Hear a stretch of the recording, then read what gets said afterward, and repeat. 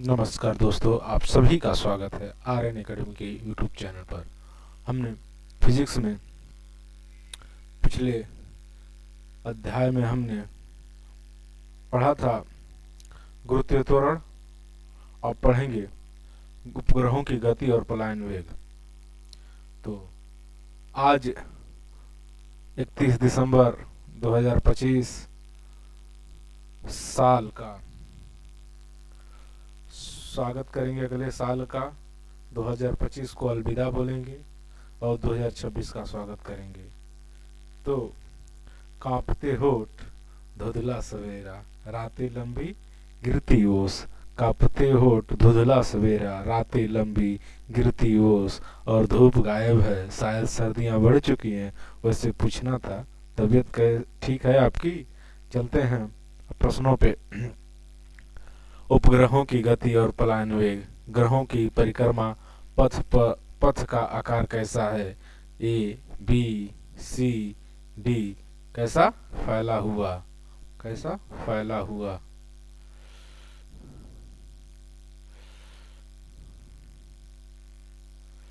चलते हैं प्रश्न संख्या अगले पे। जब एक उपग्रह पृथ्वी के चारों ओर 40,000 किलोमीटर त्रिज्या के ग्रहपथ में घूमता है तो गुरुत्वाकर्षण बल द्वारा किए गए कार्य की गणना कीजिए। ए, बी, सी, डी। आपका सही उत्तर होगा ए।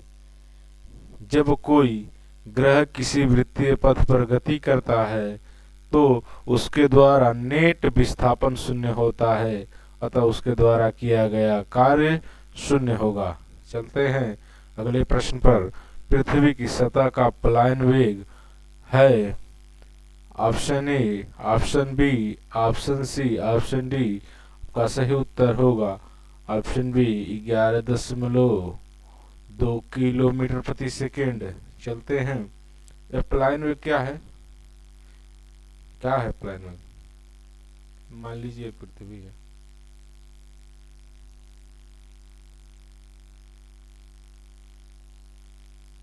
ये सूर्य है, ये चंद्रमा है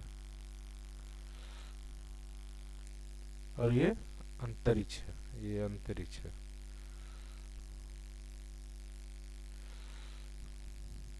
तो मान लीजिए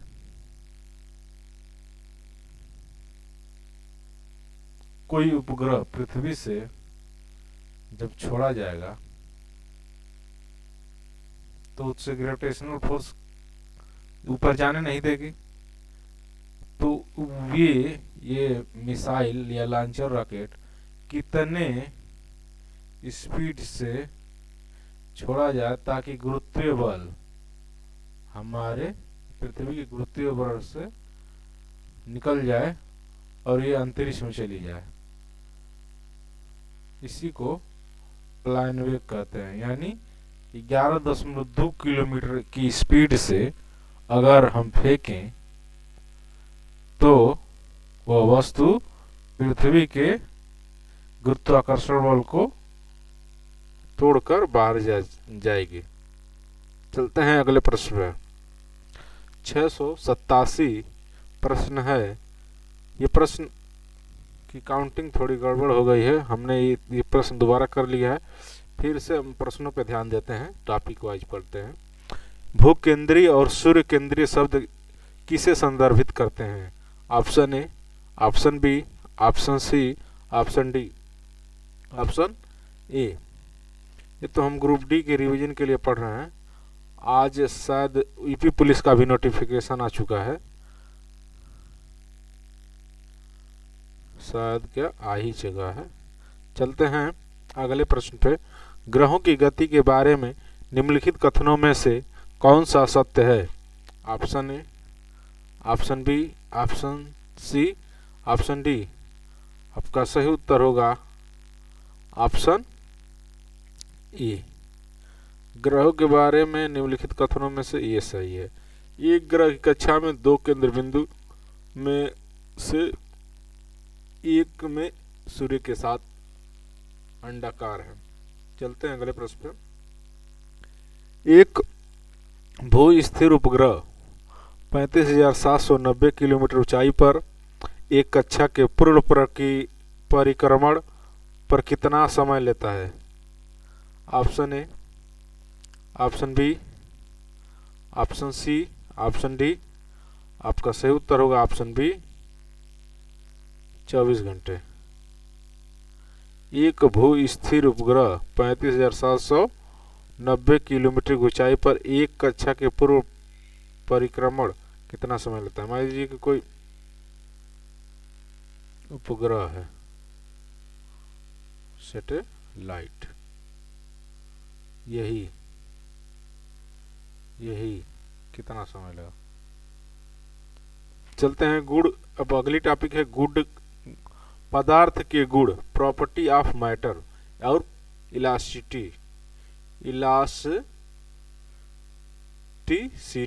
इलास्टिसिटी यानी प्रत्यास्थता। आकार में बदलाव के कारण शरीर द्वारा प्राप्त ऊर्जा को कहा जाता है? Option A, option B, option C, option D. आपका प्रश्न उत्तर होगा ऑप्शन बी, प्रत्यास्थ स्थितिज ऊर्जा। चलते हैं। जब आप एक काइल स्प्रिंग को कंप्रेस करते हैं तो आप उस पर काम करते हुए प्रत्यास्थ स्थितिज ऊर्जा है?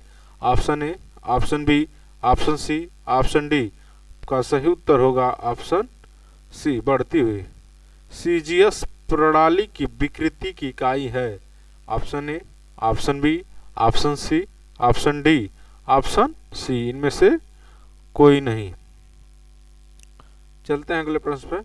बिना भंजन यानी ब्रेकिंग के पदार्थ की विकृति होने की योग्यता कहलाती है? Option A, option B, option C, option D, option C, option सी।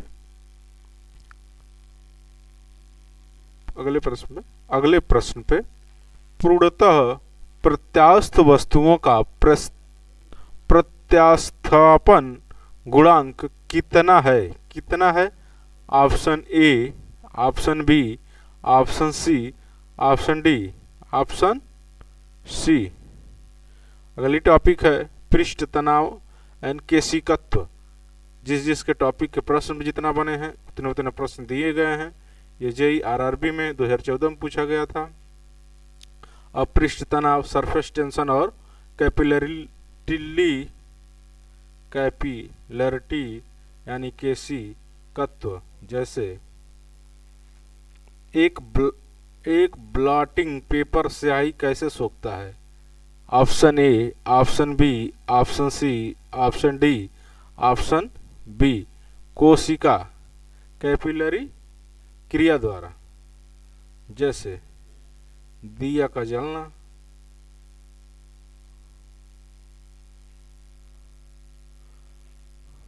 चलते हैं। मिट्टी का तेल लालटेन की बत्ती में इनमें से किस गुण के कारण चढ़ता है? वही जो एग्जाम्पल दे रहे थे सेम वही प्रश्न पूछ दिया गया है, option B.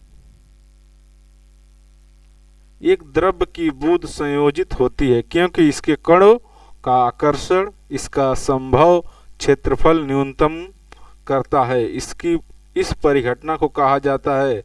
Option A, option B, option C, option D, option B, option A. Option A सही उत्तर होगा। एक द्रव की बूंद संयोजित क्योंकि इसमें कणों का आकर्षण इतना संभव क्षेत्रफल न्यूनतम करता है कि इस परिघटना को कहा जाता है पृष्ठ तनाव। जैसे पानी में बुलबुला, पानी में बुलबुला।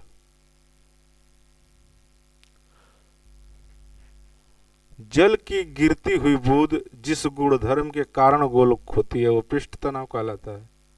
Option A. हमें और जल की संपीड़नशीलता, जल का केशिकत्व, जल की श्यानता, जल का पृष्ठ तनाव। प्रश्न से ही समझ आ गया। चलते हैं। अगली टॉपिक है द्रवों का प्रवाह, flow of liquids. Flow of liquids.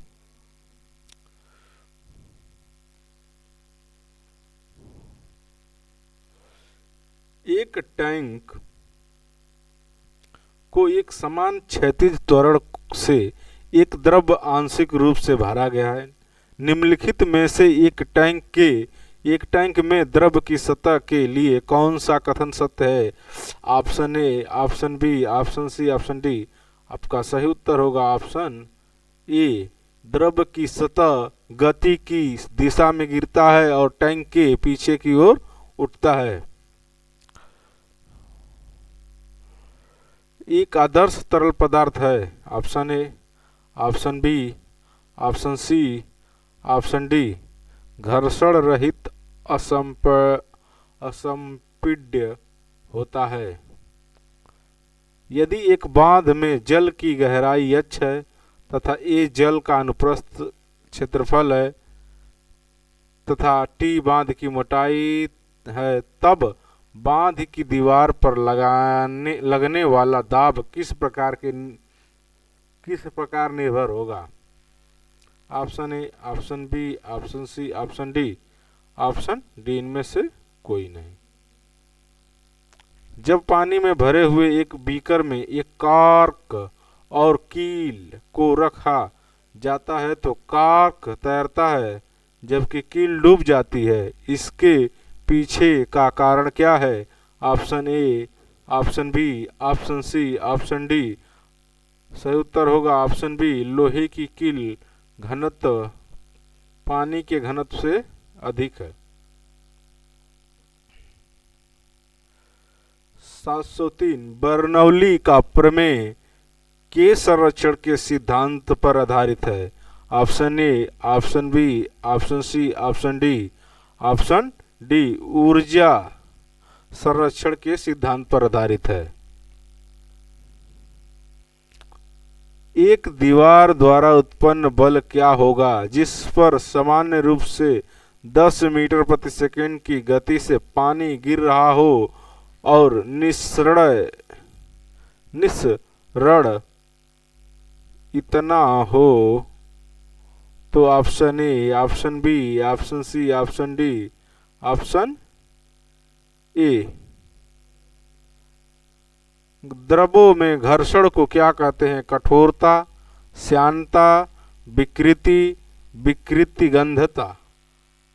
क्या कहते हैं? श्यानता। द्रवों में घर्षण को श्यानता कहा जाता है। श्यानता तरल वह गुण है जिसके कारण तरल उन बलों का विरोध करता है जो उसके स्वरूप को बदलना चाहते हैं। श्यानता को किसी द्रव्य अथवा गैस के आंतरिक घर्षण के रूप में देखा जा सकता है। अगली टॉपिक है उत्प्लावकता और आर्किमिडीज का सिद्धांत। ऑप्शन प्रश्न द्रव्य में पूर्णतः आंशिक रूप से डूबे हुए किसी पिंड पर ऊपर की ओर लगने वाला उत्प्लावन बल पिंड द्वारा विस्थापित द्रव के भार के बराबर होता है। यह कथन से संबंधित है। Option A, option B, option C, option D. Option A Archimedes के सिद्धांत के। चलते हैं अगले प्रश्न पे। उत्प्लावकता सिद्धांत के आधार पर जहाज पानी में तैरते हैं। सर्वप्रथम इस सिद्धांत की पहचान करने का श्रेय किस वैज्ञानिक को दिया जाता है? Option A, option B, option C, option D. Option C Archimedes को। निम्नलिखित में से कौन सा कारक किसी दिए गए द्रव में वस्तु पर कार्यरत उत्प्लावन बल के परिणाम पर निर्भर करता है? Option A, option B, option C, option D. Option C तरल पदार्थ घनत्व और इसमें डूबी हुई वस्तु का आयतन। निम्न में से कौन सा कथन गलत है? Option A, option B, option C, option D. Option C यदि उत्प्लावक बल वस्तु के भार से कम हो तो वस्तु तैरती है। यह विकल्प गलत है, कथन गलत है। उत्प्लावन का केंद्र हमेशा गुरुत्व केंद्र के संपाती होता है। विस्थापन द्रव के आयतन के केंद्रक में संपाती होता है।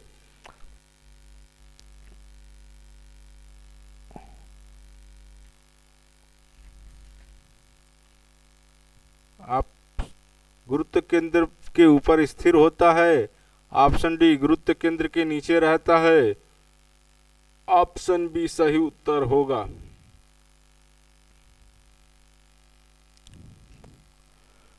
किस सिद्धांत या नियम के आधार पर वस्तु वे पानी में तैरती हैं? अकर्मणीज के सिद्धांत के नियम पर। Option C. जब किसी पिंड को किसी द्रव्य में पूर्ण या आंशिक रूप से डुबोया जाता है तब यह पिंड विस्थापित द्रव्य के भार के बराबर एक उत्क्षेप बल का अनुभव करता है। इसे किस सिद्धांत के रूप में जाना जाता है? Option A, option B, option C, option D. Option B अकर्मणीज सिद्धांत। अकर्मणीज के सिद्धांत के अनुसार किसी द्रव्य में डूबे हुए पिंड द्वारा अनुभव किए जाने वाला उत्प्लावन बल निम्न में से किसके बराबर होता है? Option A, option B, option C, option D. Option B पिंड द्वारा विस्थापित द्रव्य का भार। पानी के द्वारा ऊपर की तरफ लगाया गया बल क्या कहलाता है? Option A, option B, option C, option D. Option C उत्प्लावन बल जहाजों की गति में वृद्धि पर आधारित है। अकर्मणीज का सिद्धांत, फैराडे का नियम, Fleming right hand rule, Newton के गति का दूसरा नियम। अकर्मणीज का सिद्धांत ऊपरी प्रणोद और भार में प्रयुक्त होते हैं।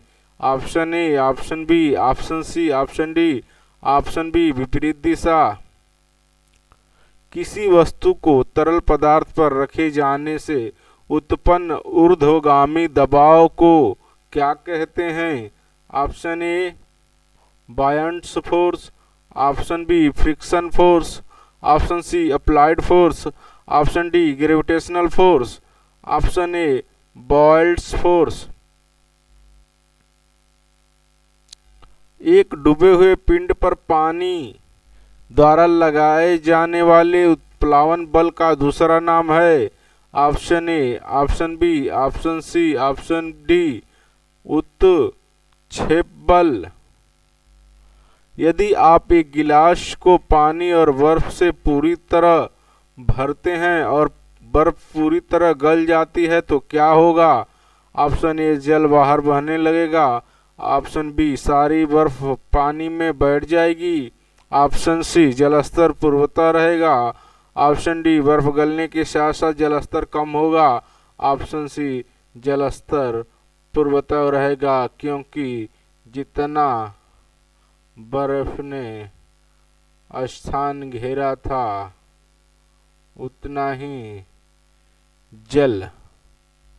जब एक गिलास को पानी में बर्फ पूरी तरह भरते हैं और बर्फ पूरी तरह गल जाती है तब भी जलस्तर पूर्णतः पहले जैसा ही रहेगा क्योंकि अकर्मणीज के अनुसार बर्फ उतना ही पानी विस्थापित किया जाएगा जितना वह आयतन है, सेम जितना आयतन है।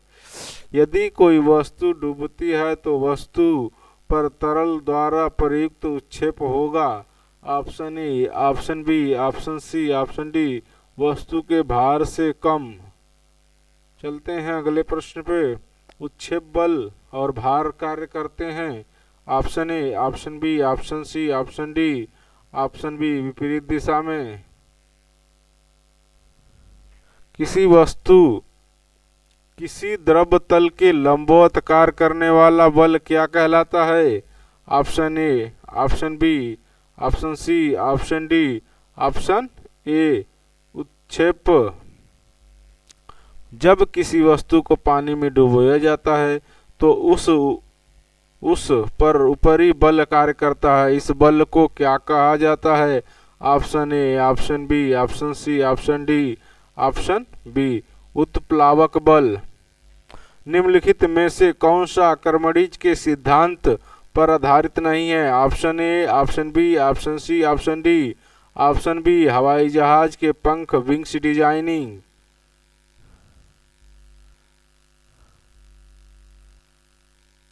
निम्न में से क्या अकर्मणिज के सिद्धांत पर आधारित नहीं है? Option A, option B, option C, option D. क्या? Option D, odometer. यदि कोई वस्तु तैरती है तो वस्तु पर जल द्वारा लगाया जाने वाला उत्प्रेक्षित बल है होगा A, option B, option C, option D. Option C, वस्तु के भार के बराबर। जब एक पिंड को किसी तरल में पूरी तरह से या आंशिक रूप से डुबोया जाता है तब उस पर ऊर्ध्व दिशा में एक बल प्रयुक्त होता है जो उस पिंड द्वारा विस्थापित किए गए तरल के भार के बराबर होता है। यह किस नियम द्वारा स्पष्ट होता है? Option A, option B, option C, option D. Option A, अकर्मणिज सिद्धांत। उत्प्लावन बल का परिणाम तरल के पर निर्भर करता है। Option A, option B, option C, option D. Option B, घनत्व पर। 729, उत्प्लावन बल का द्रव के घनत्व और आयतन पर निर्भर करता है। Option A, option B, option C, option D. Option B, परिणाम पर। टॉपिक अलग है। प्रेशर,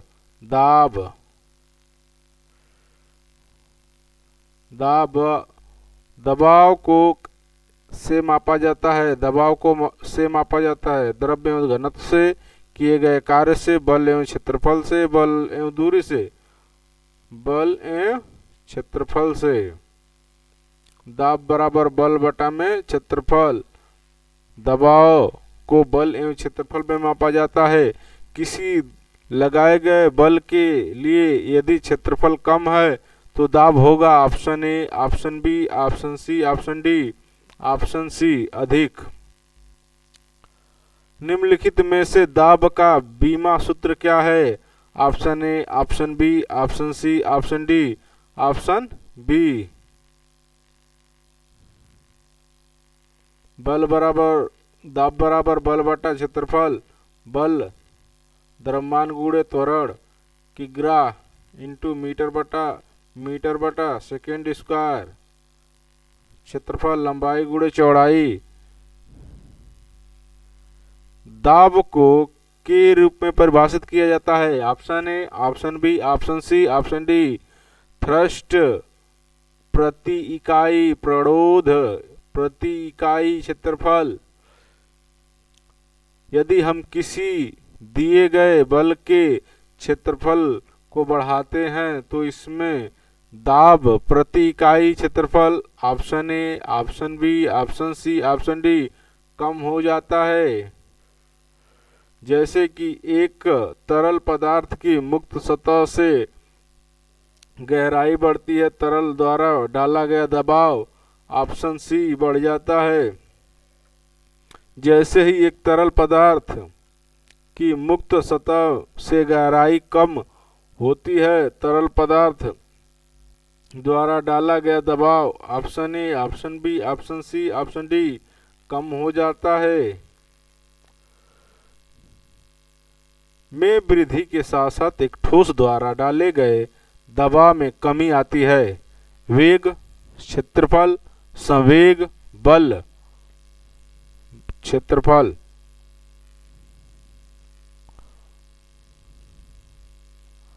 थ्रस्ट प्रति इकाई क्षेत्र को क्या कहा जाता है? वस्तुमान, बल, दाब, क्षेत्रफल। दाब बराबर होगा ए, बी, सी, डी उत्क्षेप बल बटा में क्षेत्रफल। ऊंचाई पर उड़ते हुए विमान के कैबिन के अंदर का दबाव होता है बाहर के समान, बाहर के से कम, बाहर की तुलना में अधिक। समुद्र तल पर सामान्यतः वायुमंडलीय दबाव ऑप्शन सी बाहर की तुलना में अधिक। ऊंचाई पर उड़ते हुए विमान के केबिन के अंदर का दबाव बाहर के दबाव की तुलना में अधिक होता है। रॉकेट के भीतर एक कक्षा में ठोस या तरल ईंधन को ऑक्सीजन की उपस्थिति में जलाया जाता है, जिससे उच्च दाब पर गैस उत्पन्न होती है। एक निश्चित तापमान पर वायु का दबाव के आनुपातिक होता है। ऑप्शन ए घनत्व, ऑप्शन बी वेग, ऑप्शन सी दूरी, ऑप्शन डी आयतन। ऑप्शन ए घनत्व। दाब को किस प्रकार परिभाषित किया जाता है? ऑप्शन ए भार प्रति एकक घनफल, प्रणोद प्रति एकक क्षेत्रफल, घनत्व प्रति एकक घनफल। ऑप्शन डी द्रव्यमान प्रति एकक घनफल, ऑप्शन बी प्रणोद प्रति एकक क्षेत्रफल। अगली टॉपिक है घनत्व यानी डेंसिटी घनत्व। पानी का घनत्व क्या है? Option A, option B, option C, option D. Option A 1000 kilo प्रति घन मीटर। मास प्रति यूनिट वॉल्यूम क्या है?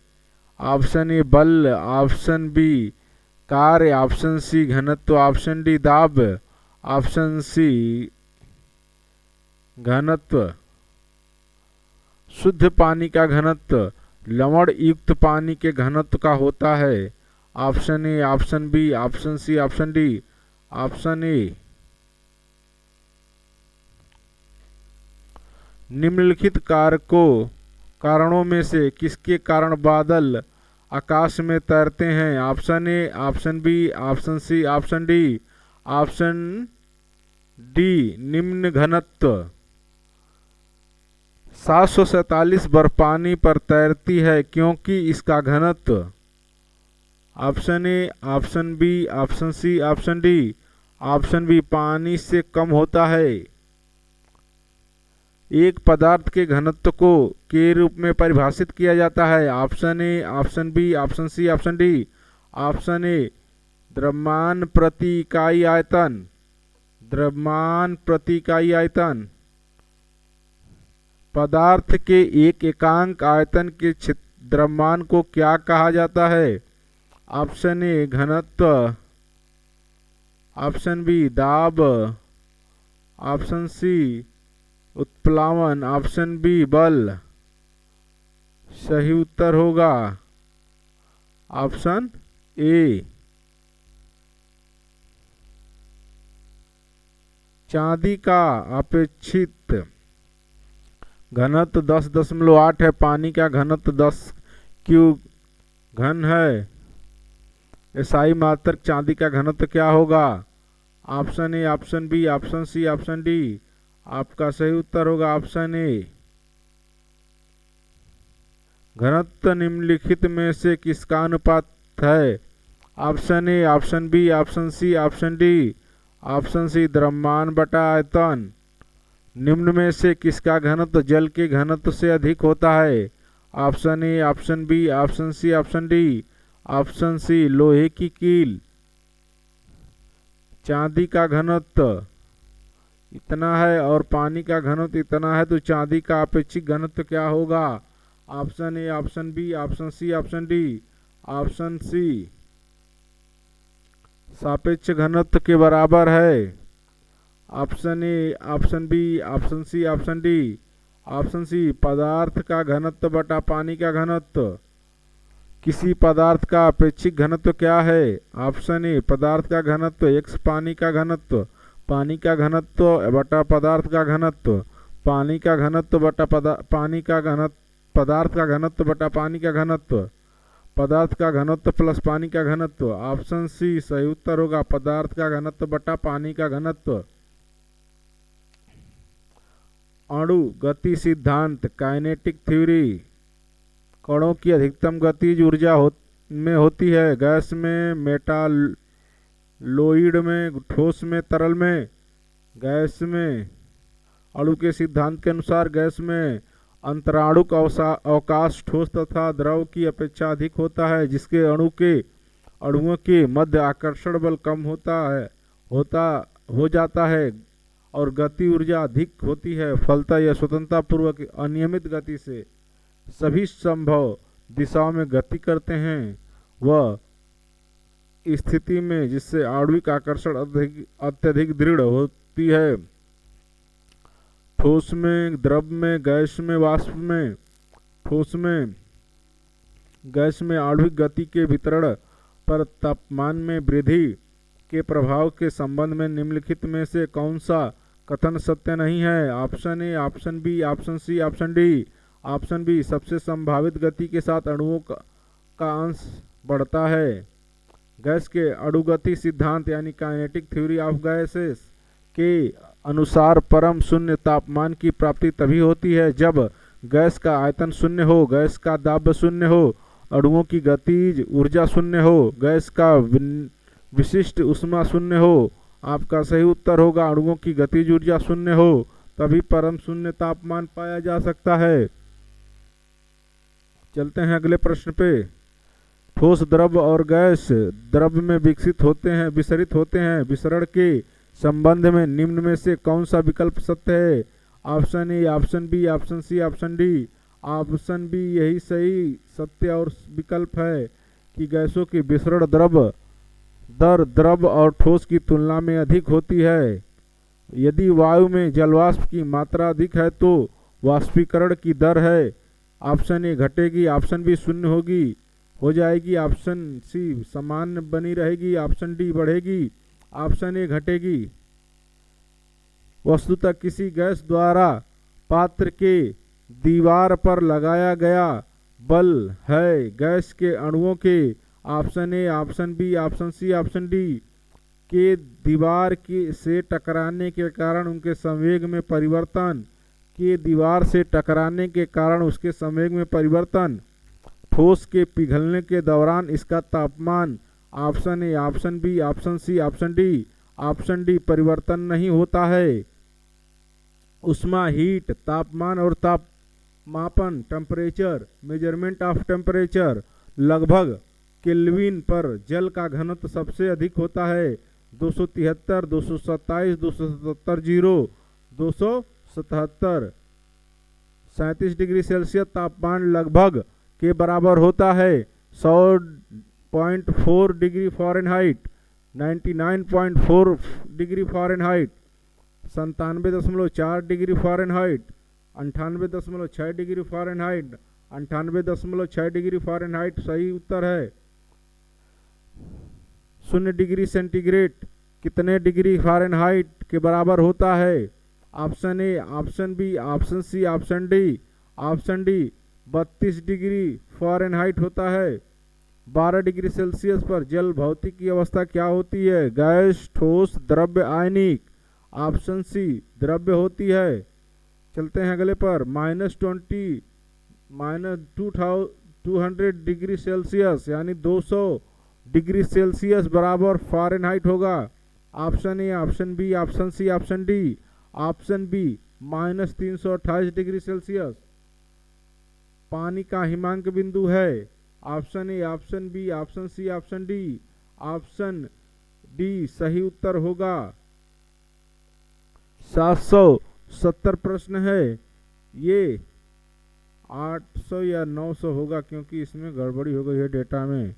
चलते हैं। -273.15 डिग्री सेल्सियस तापमान इनमें से किसके बराबर होगा?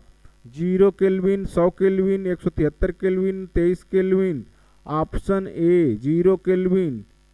परम शून्य तापमान प्रकृति में प्राप्त न्यूनतम संभव तापमान होता है जिस पर किसी पदार्थ के अणुओं की गति शून्य हो जाती है। परम शून्य ताप का मान 0 केल्विन अथवा 273.15 डिग्री सेल्सियस होता है, अर्थात परम शून्य ताप 0 से 273 डिग्री सेल्सियस कम तापमान पर होता है। इसलिए 0 केल्विन बराबर -273.15 डिग्री सेल्सियस होता है। परम शून्य तापमान को दर्शाया गया है option A, option B, option C, option D. Option A cryogenic को दर्शाता है। Option A, option B, option C, option D. कम तापमान क्रायोजेनिक। लगभग किस तापमान पर पानी का घनत्व अधिकतम होता है? Option A, option B, option C, option D. 4 degree Celsius. बहुत ही इंपॉर्टेंट क्वेश्चन है। किस तापमान पर पानी का घनत्व अधिकतम होता है? Option A, option B, option C, option D. Option D 4 degree Celsius. किसी ताप पर जल का घनत्व अधिकतम होता है? Option A, option B, option C, option D. Option C 277 Kelvin. Kelvin पैमाने का मानक कक्षीय तापमान कितना होता है? Option A, option B, option C, option D. Option C सही उत्तर होगा 273 केल्विन। 372 डिग्री सेल्सियस को केल्विन पैमाने में परिवर्तित करें। Option A, option B, option C, option D. Option B 645 Kelvin. 372 Kelvin पैमाने पर करने के लिए 372 में 273.15 जोड़ दिया गया, यही प्राप्त मान होगा। सेंटीग्रेड को तापमान में मान्य का यूनिट में निम्नलिखित में से किस नाम से नामित है? Option A, option B, option C, option D. Option D Anders Celsius. परम शून्य ताप की प्राप्ति होती है। Option A, option B, option C, option D. Option C -273 degree Celsius तापमान पर ताप शून्य निरपेक्ष एब्सोल्यूट जीरो के मान पर पहुंचता है। Option A, option B, option C, option D. Option D सही उत्तर होगा जब तंत्र की आणविक गति शून्य हो जाती है। एक एल्कोहल का क्वथनांक 78 डिग्री सेल्सियस है। केल्विन पैमाने पर तापमान कितना होगा? Option A, option B, option C, option D. Option D सही उत्तर होगा। यही है सूत्र निकालने का। C बराबर -0/100, K बराबर -273/100, K और C। तो T बराबर टेम्परेचर 778 डिग्री सेल्सियस दिया गया है, तो K बराबर 273, 78 जोड़ देने पर 351 केल्विन आता है। सेल्सियस में केल्विन पैमाने पर तापमान को बदलने के लिए निम्नलिखित में से क्या करना होता है? Option A, option B, option C, option D. Option B दिए गए तापमान में 273 जोड़ देते हैं। उस तापमान का मान कितना होगा जो मानव शरीर के तापमान सामान्य मान माना जाता है? 98.6 डिग्री फ़ारेनहाइट। मानव शरीर का सामान्य तापमान कितना होता है? ऑप्शन बी सही उत्तर होगा। इतने बार कई प्रश्न को पढ़ेंगे। 273 केल्विन का मान कितना होता है? कितना होता है? 0। एक प्रश्न को कितनी बार पढ़ेंगे? सेल्सियस और केल्विन तापमान के बीच क्या अंतर होता है? क्या अंतर होता है? Option B. एक ही प्रश्न को कितनी बार देखेंगे? निम्न में से कौन सा तापमान का मात्रक नहीं होता? Option A, option B, option C, option D. Option B pascal. किसी तापमान पर पानी तरल एवं ठोस दोनों स्थितियों में विद्यमान हो सकता है। Option A, option B, option C, option B degree 0 degree. Kelvin पैमाने पर पानी हिमांक होता है। Option A, option B, option C, option D यही 273.15 केल्विन। बर्फ का गलनांक बिंदु है। Option A, option B, option C, option D. Option A 273 Kelvin यही गलनांक बिंदु है। केल्विन पैमाने पर लिए गए ताप को सेल्सियस पैमाने में बदलने के लिए अब दिए गए ताप में होगा 273 से घटाना, 273 से जोड़ना। इसी प्रश्न को कितनी बार देखेंगे? घटाना पड़ेगा।